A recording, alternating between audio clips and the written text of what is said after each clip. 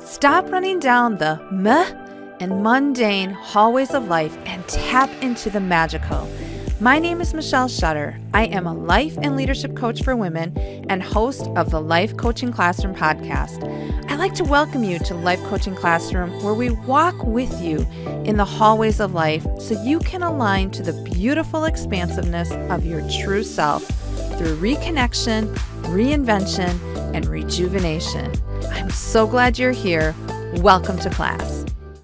Hey, welcome back to Life Coaching Classroom podcast. This is episode 69, Honoring You. This is part 2 of a 2-part series that I just did. So if you missed part 1, you're going to want to check that out. They don't necessarily build upon each other. Like, you don't have to listen to the first one to really take something away from the second one, but they do go together. So you're going to want to check out both episodes. In this episode, as a reminder, this is from a class that I did last week, probably by the time this posts. And it was our unit study class for January called Honoring You. A unit study class is where I open the Life Coaching Classroom for free, where people can come and access the content and attend live or get the recording so that you can get a little taste of life coaching and see what it is like for you and how it can support you in your growth and just reconnecting back with your true self, because that is just one of my favorite things to do. Over time, women have become disconnected from their heart and soul of who they truly are, and it happens for a variety of reasons. But it is time to bring that connection back. So honoring you is one of those perfect ways to do that. So I wanted to share with you a little bit from that class. And in this episode, I want to share with you a little bit about what does it look like to honor you, right? To be in that process of honoring yourself. And many people will go right to self-care, right? You want to make sure you have enough sleep and you're eating properly and you're getting, taking time to maybe get a massage or a manicure.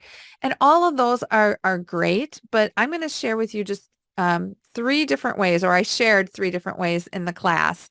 And I want you to perhaps look at this just from a different perspective of how you can honor yourself in a whole new level.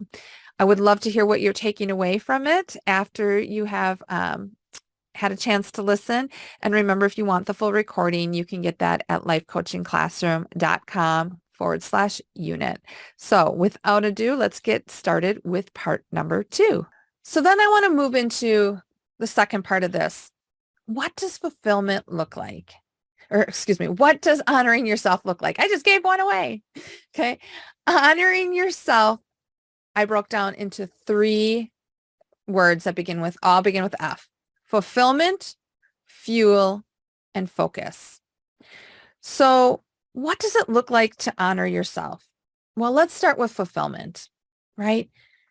What gives you that spark? What gives you that meaning, that purpose? Have you gotten clear on this? When we look at the beginning of the year, the new year, a lot of people will write down goals or, resolutions. Some people ignore it and don't do it. I was one that did it diligently for many years, and then I got away from it. This year and last year, and last actually 3 years, I've gotten back to it. However, this year it's landed with me so differently, because without a plan for my year or for my next couple of weeks or for my next couple of months, without that plan, it feels empty. Life almost feels meaningless. And to honor yourself, you want to bring meaning into your life. You want to have that passion and that purpose. Because when we don't have that plan that brings us fulfillment, that's where we have the layered weeks and months and years that we live in that meh and that mundane and that mediocrity, and it just doesn't serve us. And it almost like compresses our heart in a sense. It doesn't feel like a full heart. It doesn't feel radiant. Our life doesn't feel vibrant. And we should be experiencing that on a regular basis. We should be experiencing the magical. We should not be going through life in that meh and the mundane and the mediocrity. Now,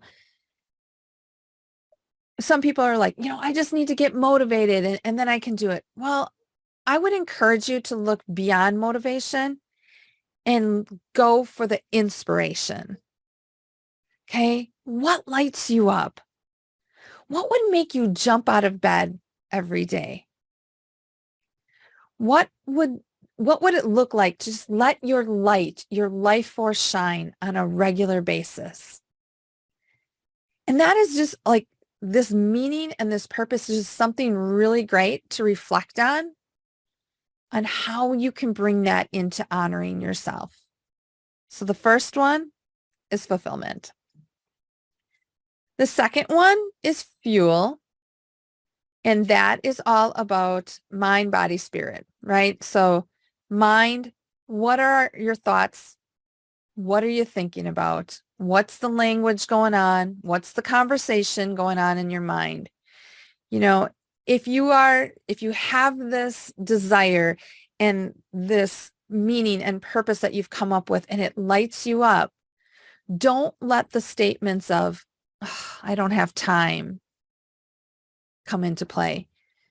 Don't have a statement of, "Oh, I always have to da da da da," or "It's better for me to sacrifice or suffer than them," right? Like that doesn't work.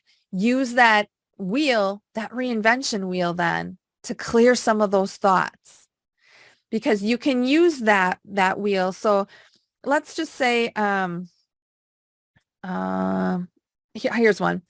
Let's say I have this idea and I want to go with it and I shared it with some people and they were like, "What are you thinking?"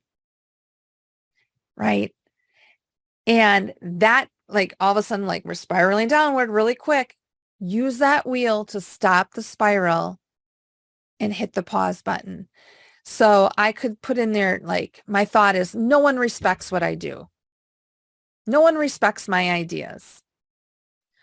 Well, if that's the case, how am I feeling? I'm feeling discouraged. I'm feeling belittled in a sense. I'm feeling like, yeah, maybe they're right. And so if that's the case, if I'm having that thought that's aligned with that feeling that doesn't feel great, am I going to take action towards that plan and that purpose? I'm really not, right? So my result then is getting exactly my thought. No one respects my ideas. However, I can also use that wheel. So now I've got that written out, what I don't want, remember? So I'm tipping that rain stick to what I don't want. Okay, let's refocus. How can I get it to what I do want? Okay, I want to, create let's say I'm an artist. I want to create this, beautiful art piece. That's my result. What do I have to think? Oh, my ideas are fantastic and people love my artwork. And is that going to feel great right off the bat? It may not, because if we got into the spiral so deep, that new thought may not feel the greatest. It may not be believable. But can we do something each day to embody that? What feeling could I live into to get that thought to work to my advantage? Could I just pause for 17, 30 seconds? Could I just pause and allow myself to feel that feeling? Because when you can feel that feeling, it activates something in you completely different. And so when I have a good thought that's aligned with a feeling that I want to feel, I'm going to take different action again. Thoughts create feelings, which create our actions to create our results. Whether or not you realize it, everything is energy, even down to our thoughts, even down to our feelings. So when our thoughts have a low vibe, how can you honor your true radiant self with those thoughts? Are your thoughts honoring you? Right? Like, we have to get honest with ourselves. If we truly want to honor ourselves, we have to get honest with ourselves. The second part there then is body. What you put into your body, you get out, right? So that can be from that physical standpoint of, how am I fueling my body? Am I putting things in my body in terms of food, drinks, nutrition, right, that honor my body? Or do I get into these actions of self-sabotaging myself because I'm not aligned with the thoughts and feelings? The feelings are the language of the body. So the more we can align our feelings with our thoughts, the easier it becomes. Does it happen overnight? No, no. We can't expect microwave results. We can't expect something to happen like that. We have to be patient with ourselves, and we have to be willing to do the work, even the tough stuff. And we've got to be willing to call ourselves out on it. Third then is spirit. And, for some, it just depends who you believe in, right? If you believe in a higher power, in God, in source, it doesn't matter, but you have to realize that desire is coming to you for a reason. There is a gift or something in that desire that needs to come out so that you can honor yourself. What is that going to be for you? Only you know. But don't deny yourself curiosity in the process of it. Don't deny yourself the ability to explore something, even though it's unfamiliar, even though it's scary, because it's through that curiosity and exploration again that we can create that clarity. Is everything going to work out exactly? Nope, it's not. And can we be okay with that? Yes, we can. But it's important for us to come into alignment with our thoughts and our feelings and our actions. We have to start reaching for the things that feel good to us. We have to let our body create the chemical cocktail that feels good, so we become addicted to that, versus the chemical cocktail that our body creates when we feel bad, and now we've become addicted to that. We also have to learn to trust ourselves, our own inner knowing, our intuition, because it is there and it's connected in a very deep, energetic way. But again, we try to bypass that by being the superhero or perfectionism or thinking we have to sacrifice in some way. Like, all of that doesn't feel good. So how can we tap into our intuition if we're not in a place where we are allowing ourselves to embody the new self and to feel good? So we've got fulfillment. What does it look like? We've got fulfillment, fuel, and finally is focus. And we've been kind of talking about this throughout the whole time. But again, focus is the majority of the time we're focused on what we don't want versus what we do want. I mentioned the rain stick. And again, tipping that result to what we don't want isn't always bad, provided that we use that to create clarity. Okay, so when we can use that, the side of what we don't want, to create clarity on what we do want, that works to our advantage. The problem is we get stuck in what we don't want, what we don't want, what we don't want, what we don't want, and we loop and we loop and we loop and we loop. So let's break some of that looping and really become intentional in terms of where are we putting our focus. So there I shared with you 3 different ways on what it looks like to honor yourself: fulfillment, fuel, and focus. Again, just sharing a different perspective versus the whole self-care, which again is super important, but it's even bigger, broader, even deeper than just attending to your nutrition and your sleep and perhaps a massage or a manicure, right? So there's more to it. There's more layers to it in this honoring you. I just would love to hear what you are taking away. What landed with you? Was it fulfillment? Did you perhaps make a plan and really look at what is meaningful in your life? Perhaps it is fuel. How are you really regulating and navigating through mind, body, and spirit? Or perhaps it's focus. How attentive are you? How aware are you of the different thoughts that you loop through every single day? And what would it take to break the habit of those thoughts so that you can come into alignment?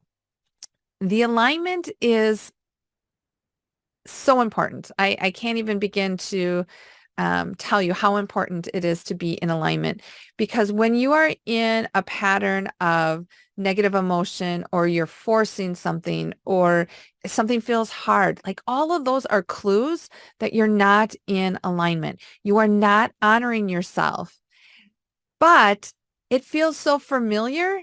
And sometimes we have these blinders on that we don't know any other way or can't see any other way, that we keep doing the same things over and over and over again. So perhaps now is the time to break some of those patterns, to break those thoughts, those feelings, those actions that really don't serve your truest self, that don't serve your highest good. If that is something you want to learn more about, please reach out to me or book a call by going to lifecoachingclassroom.com/call. Or if you want full access to this whole class, you can get it again for a limited amount of time. You want to go to lifecoachingclassroom.com/unit. If you get there and it isn't there, the free access, just know that you can also find it in the library. So lifecoachingclassroom.com/library. Again, I would love to hear what you're taking away, what landed with you, what perhaps was like, aha, yeah, like I need to dig deeper into that. What does it look like for you just to reconnect back to your true self? Because that's what the Life Coaching Classroom supports. And we do that through heart, healing, health, humanity, happiness, and harmony, the 6 different core subjects, no particular order, and they all overlap. So again, thank you for listening. Thank you for watching if you're on the video podcast, and I hope to see you in class. Take care. Have you joined our monthly unit study? If not, you better head on over and reserve your seat at lifecoachingclassroom.com/unit. The unit study gives you an opportunity to experience life coaching at no charge. Again, register and get all the details at lifecoachingclassroom.com/unit. I do have a favor. Could you take a moment to share this podcast and Life Coaching Classroom with your besties? Perhaps they too are tired of running down the meh and mundane hallways of life. Let's give them a little spark in their day. Finally, I'd be so grateful if you take a minute to review the podcast. The reviews definitely help to spread the podcast to more women. Thank you. I so appreciate you, and I will see you in class.